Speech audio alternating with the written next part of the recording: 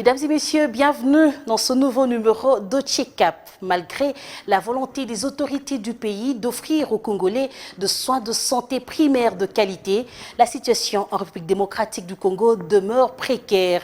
L'accès aux soins de santé primaires est un réel défi, manque d'infrastructures d'accueil, pas de mutuelle de santé et à cela, il faut ajouter le manque de moyens financiers pour accéder au traitement. En province ou dans la capitale, le problème est pratiquement le même.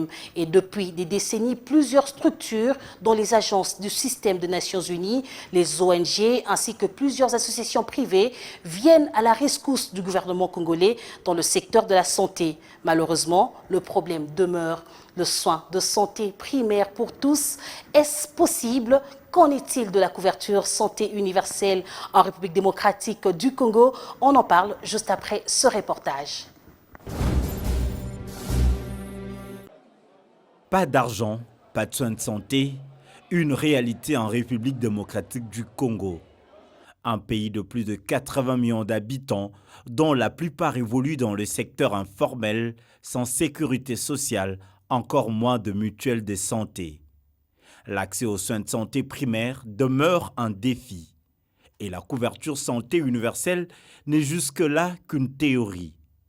Face à cette situation, de nombreuses structures, tant nationales qu'internationales, s'organisent pour assister les populations vulnérables à accéder aux soins de santé primaires.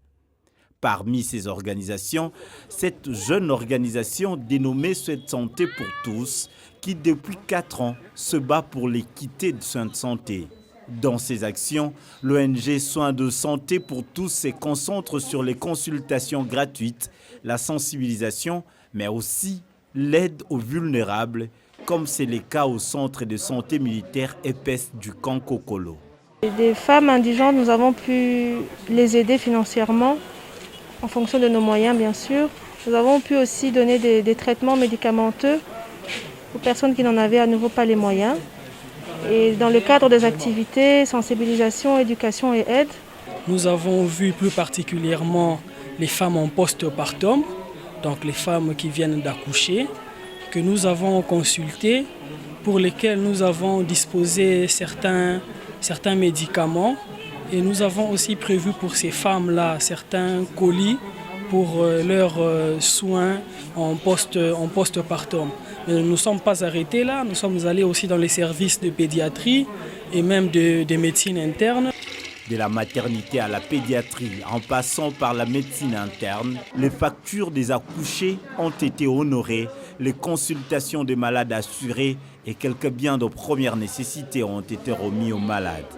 Nous remercions l'ONG. La fois passée, il a été avec nous. C'était pour la sensibilisation pour la Covid. Mais aujourd'hui, nous avons encore vu pour des accouchements postpartum. Oui, ils ont payé pour les personnes indigentes et pour les gens à consultation, ceux qui étaient bloqués, ils ont donné les dons et nous les remercions infiniment. Je rends grâce à Dieu et remercie les membres de l'ONG Soins de santé pour tous. Merci pour votre assistance. Je remercie également les médecins de ce centre de santé qui ont pris soin de nous. Merci pour l'assistance. Je n'avais pas les moyens pour honorer mes factures et quitter l'hôpital. Merci pour ce que vous avez fait. Merci pour tous les conseils sur ma contraception. Je vous promets de les mettre en pratique. Cette structure ambitionne d'étendre ses actions sur toute la ville de Kinshasa, mais aussi dans les autres provinces du pays, dans le but d'apporter les soins de santé primaires à tous ceux qui ne peuvent pas en bénéficier par manque de moyens financiers. Une action qui va ainsi contribuer au processus de la couverture sanitaire universelle.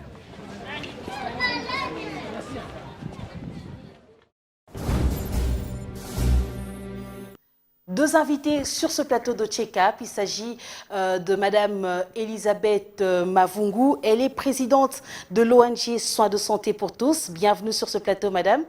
Merci. Vous n'êtes pas seul, vous êtes accompagné du docteur Sébastien Mazinga, chargé des missions au sein de la même structure de l'ONG Soins de santé pour tous, un médecin sur ce plateau pour parler de soins de santé en République démocratique du Congo, précisément parce que on doit le dire que le soin de santé pour tous est un indicateur de développement, mais c'est vrai que la situation continue encore à boiter, la situation pose encore problème dans notre pays. Madame Elisabeth, comment est née cette ONG? Pourquoi le soin de santé pour tous?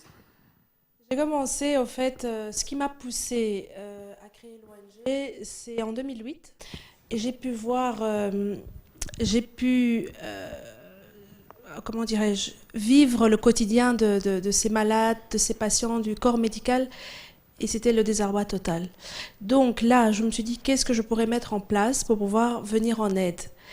L'ONG est partie vraiment de cette idée-là, du vécu durant les stages et de l'apport possible ou pas après mes stages. Donc on a précisé que votre stage en tant qu'infirmière. Oui, en tant qu'infirmière dernière année. Et qu'est-ce qui vous a choqué le plus? Qu'est-ce que vous avez vu qui vous a mis dans cet état pour vous pousser à créer cette ONG? Il y a eu un jour où je suis arrivée, parce qu'avec le peu que j'avais, j'aidais déjà pour les fiches. À l'époque, je ne sais plus le prix exactement. Parce qu'en fait, une personne qui n'a pas de fiche ne peut pas s'inscrire, ne peut pas avoir des soins. Et une personne est décédée devant moi à cause de ça. Et là, j'en ai pleuré. En fait, j'y arrivais pas. Je me suis dit, c'est pas possible. Donc, on n'a pas de fiche pour déjà inscrire son nom. Mais comment avoir l'argent possible pour pouvoir avoir les soins? Et là, c'était en quelle année? En 2008. En 2008. Et vous décidez de mettre en place une ONG qui prend corps finalement? En 2016. En fait, je me posais les questions en me demandant que faire pour pouvoir aider. Je me suis dit, revenir ici, mais en tant que qui? En tant que quoi? Donc il y avait toutes ces questions-là qui ont trotté. Je suis repartie à Bruxelles, j'ai fini mes études, j'ai fait des spécialisations. Je suis chef d'entreprise à Bruxelles, donc j'ai dû faire plusieurs spécialisations et plusieurs formations pour ça. Et puis après, je dis, non, je dois quand même revenir parce que j'ai quand même laissé mes bagages là-bas et j'ai pas fini de faire ce que j'avais à faire là-bas. Donc en 2016 a été créée l'ONG Soins de santé pour tous et qui a généralement comme slogan l'équité pour tous, justement pour les soins pour tous. Mais justement, le soin de santé pour tous, je le disais tantôt, en République démocratique du Congo, le soin de santé primaire reste un réel défi. Vous êtes sur le terrain, on vous voit sur les images dans les hôpitaux, précisément au Kankokolo, qui est comme une maison pour vous. Comment ça se passe au fait? Quelle est la situation sur le terrain?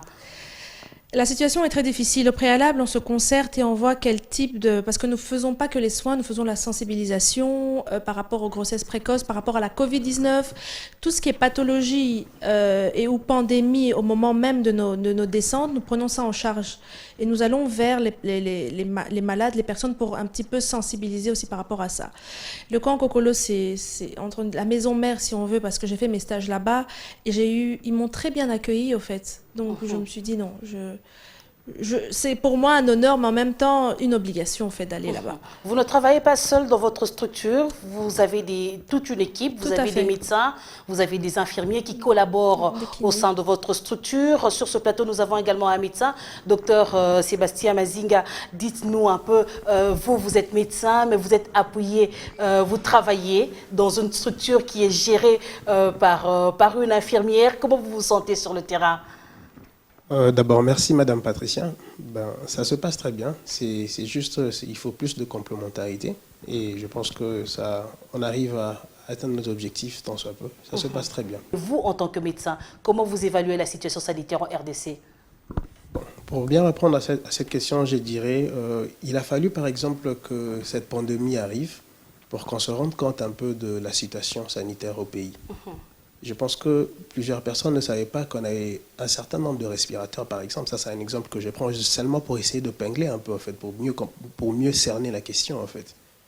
Il a fallu que cette pandémie arrive pour qu'on se rende compte qu'il n'y avait même pas plus de 50 respirateurs dans tout le pays. Et vous voyez que ça nous permet, en fait, comme on dit, il faut se briser pour mieux se relever. On va comprendre, en fait, qu'on devra maintenant repartir sur de bonnes bases. Vous comprenez donc, vu que les soins de santé, l'accès aux soins de santé doit être universel, comme dans tous les autres pays, c'est comme ça qu'on va devoir repartir sur de bonnes bases cette fois-ci. Et je pense qu'avec toutes les initiatives du chef de l'État actuellement, nous sommes peut-être sur la bonne voie. Nous sommes peut-être sur la bonne voie, docteur Mazinga. Voilà. Il faut des moyens. Le gouvernement, si j'ai bonne mémoire, parlait de 4 milliards de dollars par an pour pouvoir avancer dans cette voie de la couverture santé universelle. Est-ce que vous pensez que la République démocratique du Congo est sur la bonne voie? Il y a déjà des signes qui prouvent que nous avançons vers cette couverture santé universelle qui est justement un indicateur de développement. Oui, effectivement, en fait. C'est une fois qu'il y a dans ce qui est budget prévisionnel pour l'année, il y a une grande partie qui est orientée pour la santé, dans le domaine de la santé. Je pense que on pourra atteindre cet objectif-là. Il faut juste qu'il y ait plus de sérieux dans le travail. C'est-à-dire faire comme dans d'autres pays où l'État prend en charge une grande partie, l'assurance santé, en fait la sécurité même de la population. Dans d'autres pays, par exemple en Belgique, il y a l'État qui prend 70% de la charge en fait, en ce qui concerne la mutualité. Et je pense que c'est comme ça que ça devait se faire aussi ici. En tant que médecin, vous travaillez au sein d'une structure privée, une ONG. Comment ça se passe, docteur, lorsque vous êtes dans un hôpital, lorsque vous êtes dans la communauté? Quels sont les premiers gestes que vous posez en tant que médecin pour le compte de votre structure? Tout dépend en fait des activités. Prenons le cas par exemple lorsque nous arrivons au Kankokolo, lorsqu'on veut sensibiliser les malades que nous trouvons sur place et lorsqu'on veut même former le personnel médical, en fait les sensibiliser encore davantage sur la Covid-19. Quand on arrive, ça se passe en fait, c'est plus convivial en fait, c'est entre corps médical et le message il passe mieux en fait. Donc on arrive, on sensibilise, on essaie un peu de rappeler encore les gestes barrières, une bonne prophylaxie. Et c'est comme ça que ça se passe. Madame Elisabeth, vous pouvez, je ne sais pas, compléter ce que dit le docteur Mazinga. Soins de santé pour tous, on sent votre implication avec la Covid-19. Vous êtes là pour sensibiliser davantage ou bien il y a d'autres actions qui ont précédé cette pandémie? Mais qu'est-ce que vous faites exactement?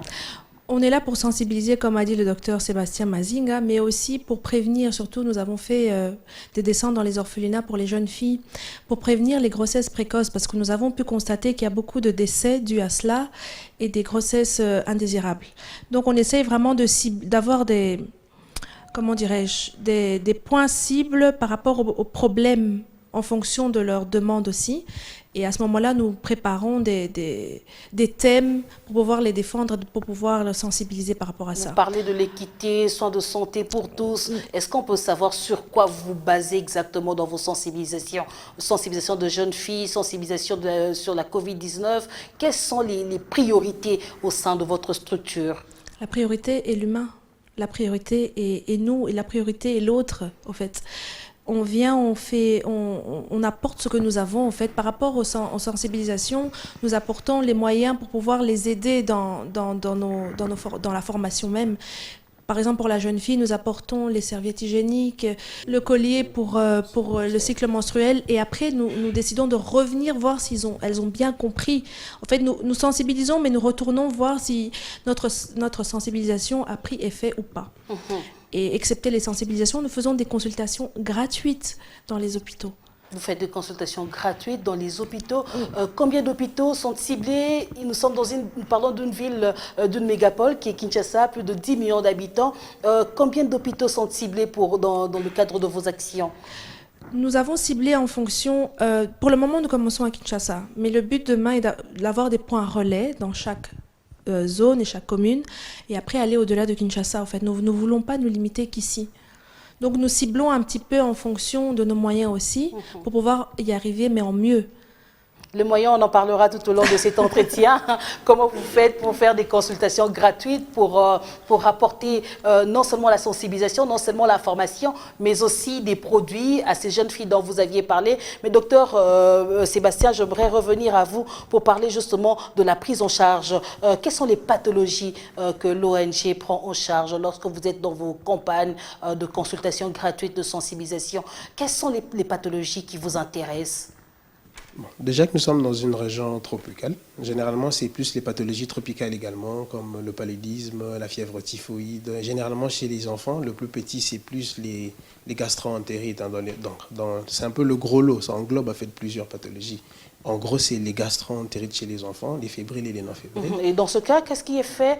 Une prise en charge globale, c'est-à-dire de la consultation au traitement, même post, je dirais, en ambulatoire, vous remettez des médicaments. Qu'est-ce que vous faites exactement? Effectivement, donc on arrive sur place, on commence d'abord parce que pour effectuer un dépistage, ça veut dire que vous devez déjà avoir déjà à côté un package, en fait, avoir des médicaments, en fait, c'est ça. Donc on les dépiste, par exemple pour la malaria, juste après le dépistage. Un mini-laboratoire ambulant, voilà. Comment vous faites pour dépister? Donc en fait, nous avons lancé actuellement une sorte de clinique mobile. C'est une clinique mobile, c'est une petite voiturette que chaque médecin a, bien sûr. Et à l'arrière de cette voiturette, il y a tout ce qui est matériel qui lui permet d'arriver sur place et de poser les premiers gestes, en fait. Une consultation rapide, et s'il faut faire un minimum des examens, il saura facilement le réaliser, et il a avec lui parfois des médicaments, généralement, et il peut déjà poser les premiers gestes et même laisser un traitement déjà en marche. Et là, vous faites dans les cliniques partenaires? On le fait dans les cliniques, pas nécessairement. Généralement, on a en fait, par exemple, le Konkokolo. C'est vrai que c'est un partenaire pour nous, bien sûr, mais pas que ça. Même dans les orphelinats où nous passons, dans les centres d'accueil, on a l'habitude de le faire, en fait. Et en cas de situation, je dirais, grave, en cas de problème grave, qu'est-ce que l'ONG fait? Lorsque nous arrivons sur le terrain et qu'on se rend compte que la pathologie mérite d'être prise en charge dans un hôpital plus grand, plus aisé, bien sûr, nous avons des hôpitaux partenaires, en fait. Jusqu'à là, on est en pourparlers. Bientôt, là, je pense qu'on va peut-être clore avec le contrat, avec l'hôpital Promédis. Il y en a 7 dans la ville de Kinshasa, dans 7 différentes communes. Et c'est dans cet hôpital-là que nous référons généralement les patients qui présentent un cas un peu plus compliqué. Et comme c'est nous-mêmes qui référons le patient, on assure également le suivi. Et ils sont pris en charge à un prix préférentiel, un prix plus bas. Parce que et là, ce sont les patients qui payent? Ce sont les patients qui payent, bien sûr. Mais là, quand il s'agit d'une personne démunie, c'est l'ONG qui prend en charge. Mais lorsque c'est un patient qui a souscrit au service de soins de santé à domicile, parce qu'il y a d'autres aussi qui souscrivent pour le soin de santé à domicile. Ils ne sont pas démunis, mais ils souscrivent aux soins de santé à domicile. Ceux-là aussi, on les accompagne. Lorsqu'on les réfère dans un hôpital plus grand, plus aisé et tout, nous assurons également le suivi de ces patients-là jusqu'à la fin de leur hospitalisation. Et lorsqu'ils rentrent à la maison, nous assurons aussi le soin à domicile. Donc vous avez une équipe quand même costaud, Madame Elisabeth, une équipe qui non seulement sensibilise, prend soin des malades, mais aussi fait le suivi à domicile. De plus en plus en République démocratique du Congo, on commence à parler de soins à domicile. Est-ce qu'on doit dire que vous avez vraiment une équipe bien organisée pour faire ce travail? J'ai moi-même une équipe à Bruxelles. Comme je vous ai dit au départ, je suis chef d'entreprise à Bruxelles qui a une société de soins à domicile. Donc le concept qui a été établi là-bas a été rétabli ici. Et ici, pour le moment, sincèrement, on a des médecins, des infirmiers vraiment qualifiés qui sont vraiment mais à 200% dans la cause. Et c'est ça qui est le plus important. Quand une personne se donne vraiment à 200%, on sait qu'on n'aura que des meilleurs résultats. Et la collaboration avec les patients à domicile et les personnels soignants, ça se passe comment? D'autant plus qu'on était habitué à se rendre à l'hôpital pour des soins, mais maintenant il y a l'hôpital qui se déplace, le centre de santé qui se déplace pour la maison. Comment ça se passe avec les patients? Ils sont tout à fait ravis. Tout à fait ravis parce que, notamment à cause de la Covid, pour eux, c'est une évolution mais considérable. Ils n'ont plus à se déplacer, ils peuvent être soignés à domicile, ils peuvent être guéris à domicile. Ça évite aussi la contamination parce que quand on est malade et qu'on ne sait pas ce qu'on a, on va à l'hôpital, en passant dans un couloir, simplement, on peut contaminer toutes les personnes qui sont là. Là, maintenant, c'est dans un cadre restreint. Nous avons le matériel nécessaire pour nous protéger. Donc, on évite aussi la contamination de personne à personne. C'est ça qui ressort par rapport à la positivité de la polyclinique mobile. Docteur Mazinga parlait tout à l'heure de la contribution. Il y a de ceux-là qui contribuent, il y a de ceux-là qui bénéficient de vos services par des actions que vous faites sur le terrain, des sensibilisations. Est-ce que vous êtes une mutuelle de santé pour ceux qui contribuent ou bien vous êtes juste une ONG? Nous ne sommes pas du tout une mutuelle de santé parce que je travaille avec les mutuelles de santé, il faut beaucoup plus. Et pour être une mutuelle de santé, nous avons absolument besoin de l'État. Il est impossible qu'une personne, monsieur, madame, tout le monde puisse établir une mutuelle de santé. Parce que quand on parle d'une mutuelle de santé, on parle à X% de la contribution de l'État. Mais pour le moment, l'État ne nous aide pas. Ils sont les bienvenus, mais là, pour le moment, nous travaillons avec les ressources que nous avons. Nous sommes juste une ONG qui essaie de mettre les choses en place pour pouvoir aider le maximum de personnes et trouver des idées sous forme de package en fonction des moyens et en fonction des disponibilités de chaque personne. Docteur Mazinga, est-ce qu'aujourd'hui, puisque Madame l'a confirmé que vous n'êtes pas une mutuelle de santé, vous êtes une ONG, mais est-ce que vous confirmez à tous nos téléspectateurs, à tous ceux-là qui vous ont déjà vu, que ce soit sur les réseaux sociaux ou dans un hôpital ou même dans un orphelinat, que tout ce que vous le faites gratuitement jusque-là? Les médicaments sont donnés gratuitement? Effectivement, lorsqu'il s'agit des plus démunis, les médicaments sont donnés gratuitement. Lorsqu'on va vers cette population-là, parce qu'on a une population qu'on considère comme une population cible, en fait. C'est les vulnérables. Moi, j'ai l'habitude de les qualifier de nécessiteux, en fait. Ce sont ceux-là qui bénéficient de la gratuité.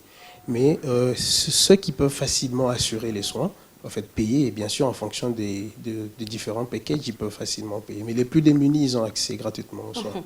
Mais le plus démuni, si j'ai bonne mémoire, Madame Elisabeth, que j'ai quand même eu à voir dans plusieurs activités, l'a aussi mentionné qu'il faudrait que les chègues qui est dans la rue puissent avoir accès aux soins de santé. Pourquoi vous ne créez pas seulement un hôpital, un centre de santé où on peut prise en charge gratuite des pathologies simples ou de soins primaires? Et comme je le redisais tout à l'heure, il faut absolument l'appui de l'État. On ne peut pas venir créer, ça demande des coûts énormes. Ça demande des coûts énormes et il faut que l'État puisse venir en aide à ce moment-là. Parce que vous avez déjà commencé. Tout à fait. Et ça demande aussi des coûts pour ce que vous faites.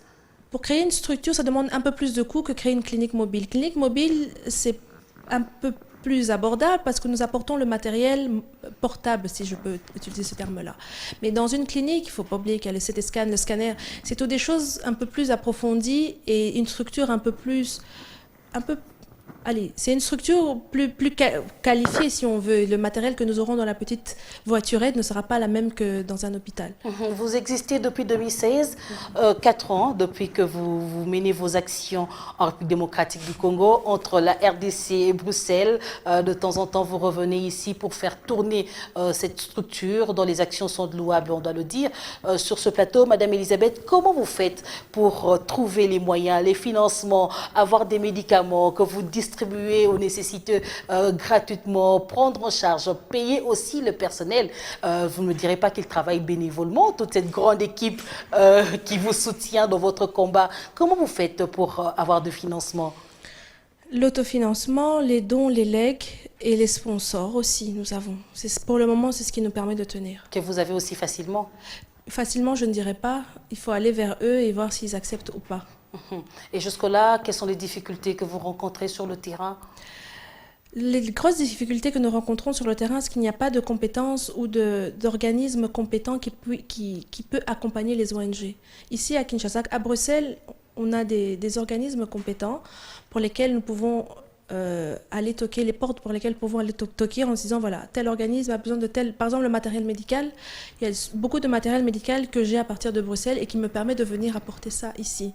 Mais ici, on n'a aucune structure qui est mise en place pour ça. Donc, on doit dire, vous travaillez à l'extérieur et ouais. C'est que vous avez de l'extérieur, vous ramenez au pays. Tout à fait. C'est ce que je fais pour le moment. Nous sommes partenaires avec d'autres ONG, notamment Fondapam, qui est une ONG qui vient en aide aux personnes vulnérables. Mais nous apportons les soins de santé. Donc, c'est beaucoup plus facile pour nous d'aller vers eux. Eux connaissent déjà le travail sur le terrain, les accompagner. Donc demain, s'il y a d'autres ONG qui veulent s'unir à nous, ils sont les bienvenus. Madame Elisabeth, parlez-nous un peu de stratégie que vous mettez en place pour pouvoir atteindre votre objectif, l'équité, soins de santé pour tous. C'est ça votre objectif, vous mettez l'humain au centre, que chaque personne puisse bénéficier de soins de santé primaires, mais de soins de santé de qualité, que les gens ne puissent pas mourir comme vous aviez été choqués il y a quelques années pendant votre période de stage, mais que les gens puissent bénéficier de soins de santé. On dit qu'en RDC, il y a des femmes qui accouchent, qui manquent de gants, il y a des enfants qui meurent parce qu'il n'y a pas eu un paracétamol, il y a des enfants qui meurent parce qu'ils n'ont pas eu du sang à temps. Est-ce que vous pouvez nous dire quelles sont les stratégies que vous comptez mettre en place afin que vos actions puissent porter et arriver à vos objectifs? Les stratégies, c'est c'est l'union, en fait. Nous avons des partenaires. C'est là d'où notre force. Hein. Nous cherchons à ce que les hôpitaux puissent être nos partenaires, car quand il y a des cas, comme vous dites, l'enfant qui ne sait pas avoir une transfusion, dans une polyclinique mobile, c'est impossible de faire une transfusion sanguine. Dans une clinique mobile, c'est impossible de faire une prise de sang. Grâce aux partenaires que nous avons, c'est là où résident nos stratégies, en fait. Et aussi, la clinique mobile... du fait que nous apportons aussi les soins à domicile, c'est un plus par rapport, par rapport à ce qui n'existait pas, qui existe maintenant. Les gens posent des questions, mais vous êtes qui, vous faites quoi, ça n'existe pas, on ne sait pas de quoi.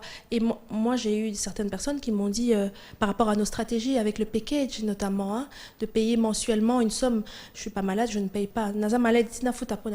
Donc il y a vraiment aussi, on a aussi du gros travail par rapport... La pédagogie en même temps. Tout à fait. Et faire comprendre aux citoyens congolais que ce n'est pas parce qu'on n'est pas malade qu'on ne paye pas par mois.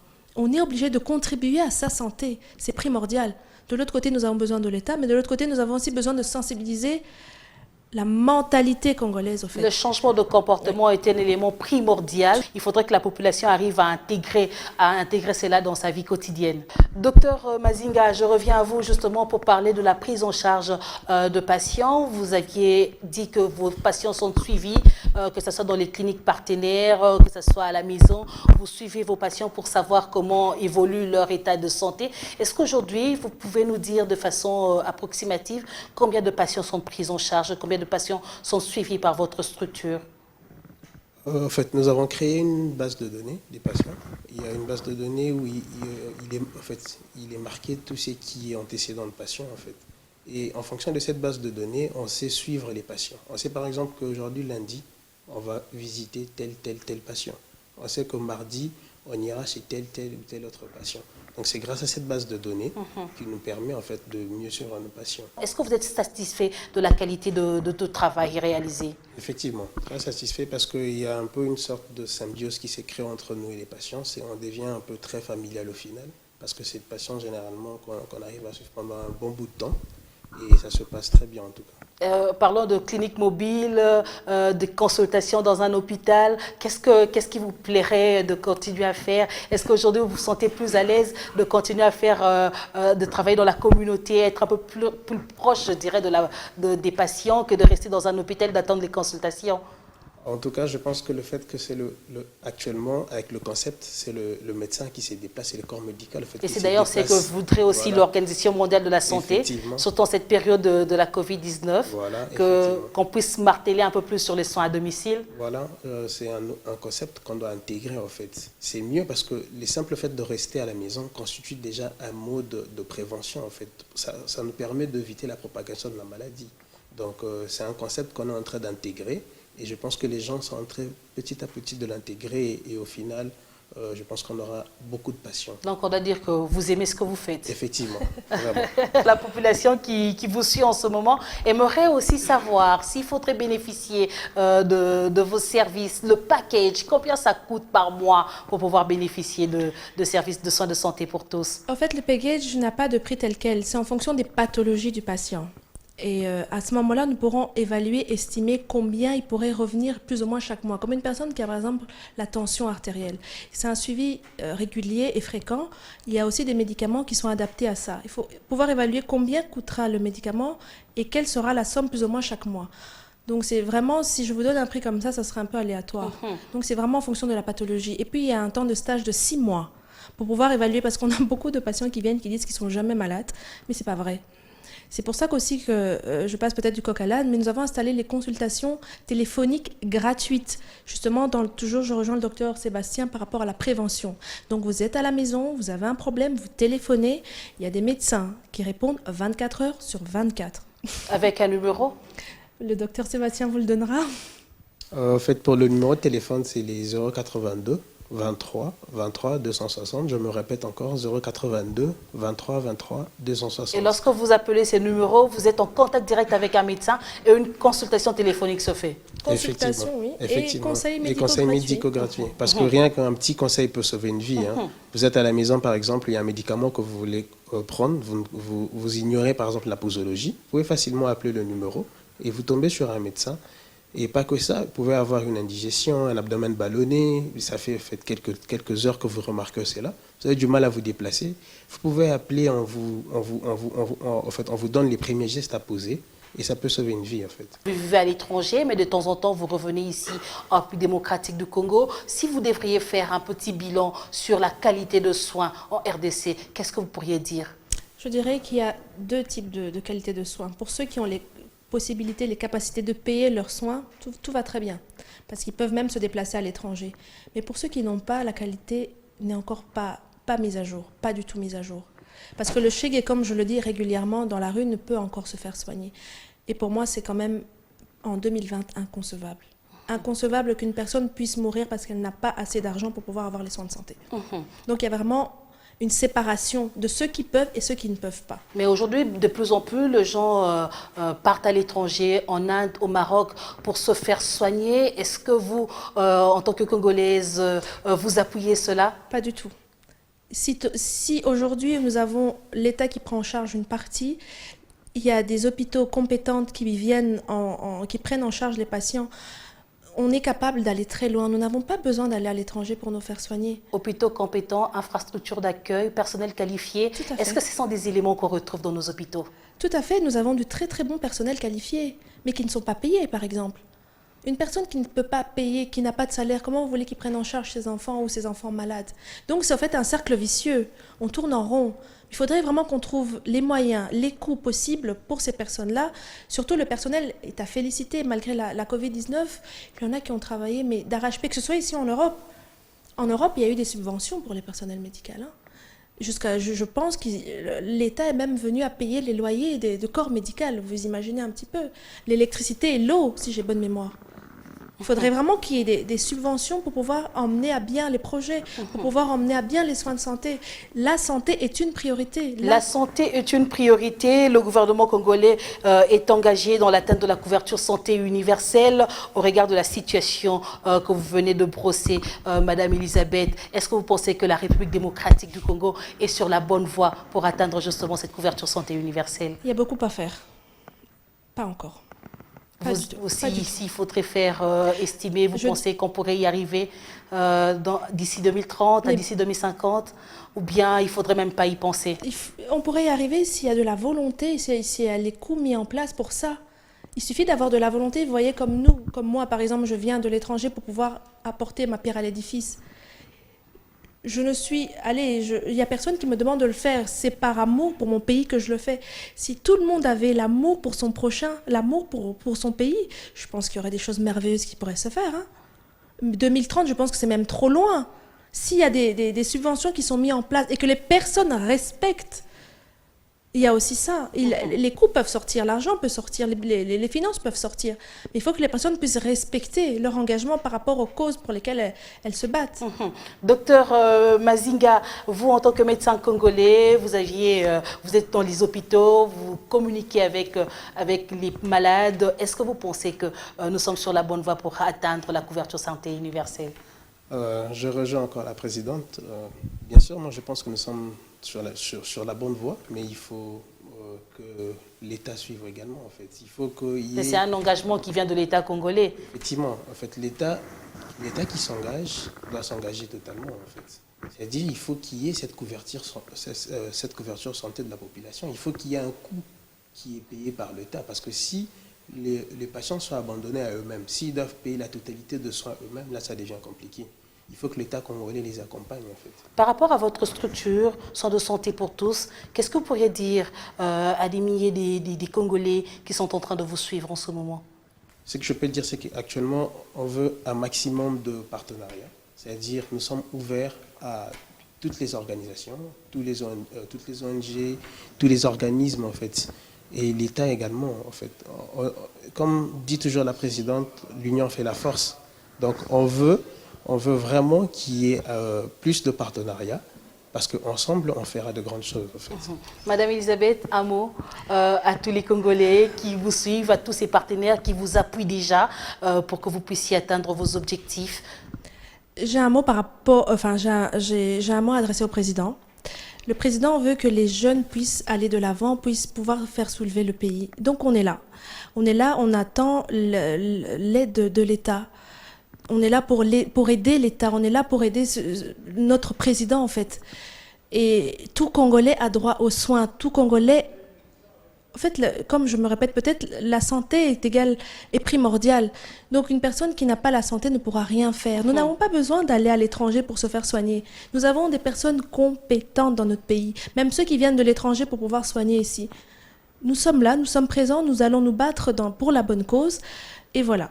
Merci beaucoup pour ces précisions, Madame Elisabeth Mavungu. Je rappelle à tous nos téléspectateurs que vous êtes la présidente de l'ONG Soins de Santé pour tous, une ONG qui existe ici en République démocratique du Congo depuis 4 ans. Vous vous battez justement pour l'équité, pour le soin de santé pour tous. Merci également au docteur Sébastien Mazinga pour toutes ces précisions, pour la prise en charge de patients sur le terrain. Merci d'avoir répondu à nos questions. Merci à vous. Merci à vous, Madame. La suite de cette émission, mesdames et messieurs, c'est dans votre rubrique 1001 questions santé.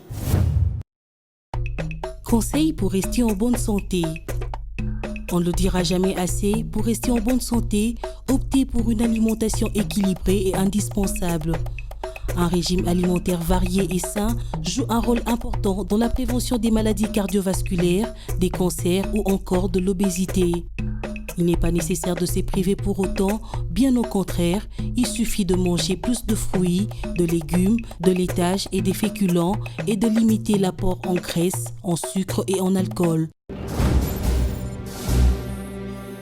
Et voilà, ce check-up est fini. Je vous retrouve très prochainement sur B1 Télévision. Merci de laisser un commentaire sur nos différentes pages sur les réseaux sociaux. Merci.